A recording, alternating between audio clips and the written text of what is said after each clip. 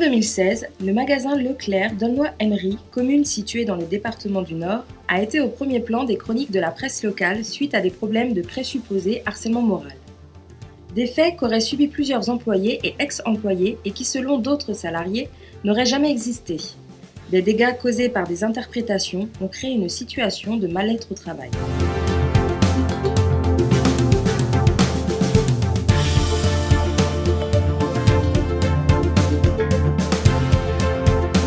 L'élément déclencheur a été certaines tensions, certaines critiques d'un petit groupe de salariés, aussi bien extérieurs qu'intérieurs au magasin, majoritairement extérieurs à la société, qui a été dire des propos diffamatoires, des avis négatifs sur la société, aussi bien dans les radios locales que dans la presse.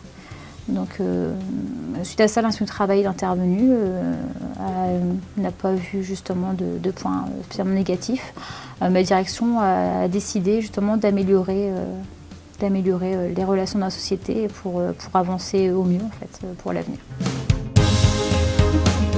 En début 2017, la direction a décidé de mettre en œuvre un plan d'action pour améliorer les relations sociales de l'ensemble des employés de l'enseigne en réalisant une démarche participative et pérenne qui mise sur la qualité relationnelle, le label QRS. Qualité de vie au travail, je pense que pour que chacun puisse s'épanouir, il faut déjà communiquer et puis essayer de fédérer justement un état d'esprit, une culture d'entreprise pour que chacun puisse s'y retrouver et être bien dans son travail au quotidien.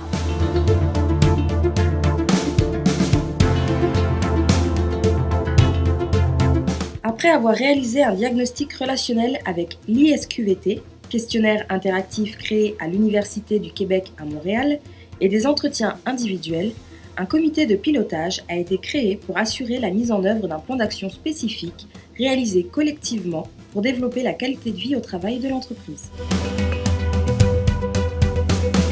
Le but, c'est de travailler sur la qualité de vie au travail.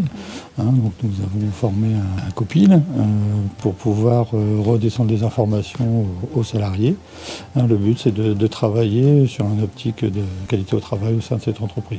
Alors nous, la mission, on va être entre le différent lien qu'on peut avoir avec les différents salariés. Nous, c'est un rôle d'échange. La direction a souhaité mettre en place ce comité pour qu'au sein de sa propre entreprise, les salariés se sentent beaucoup mieux au travail. Donc on va interroger les salariés, on va être à leur écoute pour pouvoir remonter les différents soucis qu'ils peuvent rencontrer.